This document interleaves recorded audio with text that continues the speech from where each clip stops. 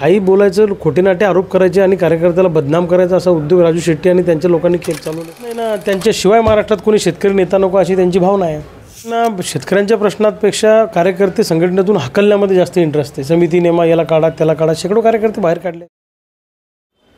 नमस्कार, मी निखिल सुक्रे, वी मराठीमध्ये तुमचं स्वागत आहे. 2 दिवसांपूर्वी स्वाभिमानी शेतकरी संघटनेने पुण्यामध्ये पत्रकार परिषद घेत रविकांत तुपकर यांची स्वाभिमानी शेतकरी संघटनेमधून हकालपट्टी करत असल्याचं सांगितण्यात आलं. ते पक्षामध्ये गेली 4 वर्षे ॲक्टिव्ह नाही आहेत हे कारण देऊन त्यांना हकालपट्टी करण्यात आलेली होती. आता रवी भाऊ आपल्याबरोबर आहेत. भाऊ, कसं बघता या निर्णयाकडं? मी ॲक्टिव्ह नाही असं तुम्हाला कोणी सांगितलं? अहो, मी मुंबईला जाऊन हजारो शेतकरी घेऊन आंदोलन केलं. मी उपोषणाला बसलो. 50-50 हजार शेतकऱ्यांचा मोर्चा मी दरवर्षी काढतो. नागपूरला जाऊन आंदोलन केलं. महाराष्ट्राचा दौरा सातत्यानं करतो. प्रत्येक जिल्ह्यातल्या आंदोलनात सहभागी होतो. मी ॲक्टिव्ह नाही म्हणजे मी का अमेरिकेत गेलो का? काही बोलायचं, खोटे नाटे आरोप करायचे आणि कार्यकर्त्याला बदनाम करायचा असा उद्योग राजू शेट्टी आणि त्यांच्या लोकांनी चालवलेला आहे. माझं त्यांना एकच सांगणं आहे की जितके वाईट तुम्ही माझ्यासोबत वागले तेवढे वाईट नवीन कोणत्याही कार्यकर्त्यासोबत वागू नका. मारती करू नका कार्यकर्त्याची. आता स्वाभिमानी शेतकरी संघटनेचा बिल्ला छातीवर आहे. आज तुमची पक्षामधून हकालपट्टी केल्यानंतर सुद्धा तुम्ही एक शेतकरी चळवळ पुढे घेऊन जाण्यासाठी काम करतात. एकंदरीत चळवळीची पुढली दिशा काय असणार आहे तुमची? नाही, चळवळीची पुढील दिशा महाराष्ट्रातल्या सगळ्या तरुणांना एकत्रित करायचं. पुन्हा नव्या दमानं चळवळ उभी करू, नव्या ताकदीनं करू. सोयाबीन, कापूस, ऊस, कांदा, धान हे दूध सगळे प्रश्न हाती घेऊन आंदोलन उभं करू ताकदीनं. हा चळवळीचा स्पेस भरून काढू. सगळ्या नव्या दमाच्या तरुणांना एकत्रित करू. नक्कीच.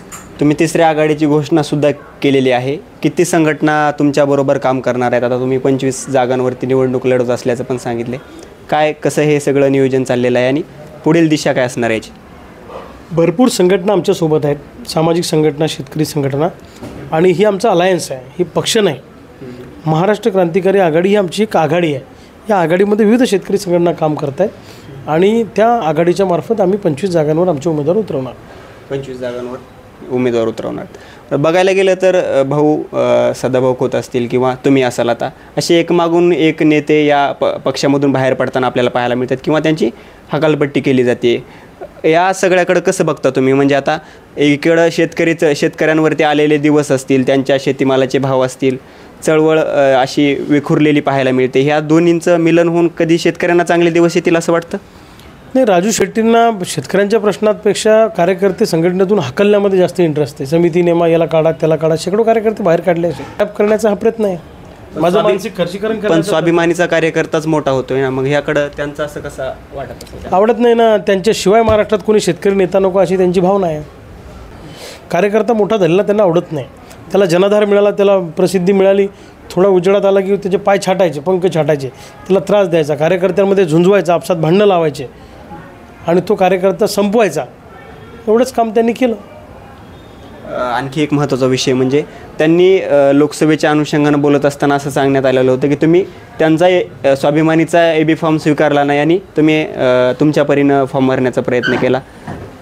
काय वाटतं? मी AB फॉर्म मागितला होता, त्यांनी मला दिला नाही. त्यांची निवडणूक नंतर होती, माझी आधी होती. ते युती आघाड्या करण्याच्या घोळामध्ये व्यस्त होते. त्यामुळं त्यांनी मला AB फॉर्म दिला नाही आणि त्यांना कोणत्या तरी पक्षाकडून एक त्यांची स्वतःची जागा पदरात पाडून घ्यायची होती. ऐन विधानसभेच्या तोंडावरती तुमची हकालपट्टी, ते मुद्दा माझा त्यांना वाटतं ना की फजिती झाली पाहिजे आमची, मी विधानसभा लढू नाही शकलो पाहिजे किंवा माझ्यासोबतचे लोक विधानसभा नाही लढू शकले पाहिजे म्हणून मला एकंदरीत आपण पाहू शकतो की 2 दिवसापूर्वी स्वाभिमानीची जी काही बैठक झाली आणि त्या बैठकीनंतर रविकांत तुपकर यांना हकालपट्टी करत असल्याचं सांगण्यात आलं. या सगळ्या प्रकरणानंतर आता महाराष्ट्रामध्ये शेतकरी चळवळीची दिशा काय असणार आहे याकडं महाराष्ट्राचं लक्ष लागू नये. कॅमेरा पर्सन सागरसह निखिल सुक्रे, पुणे.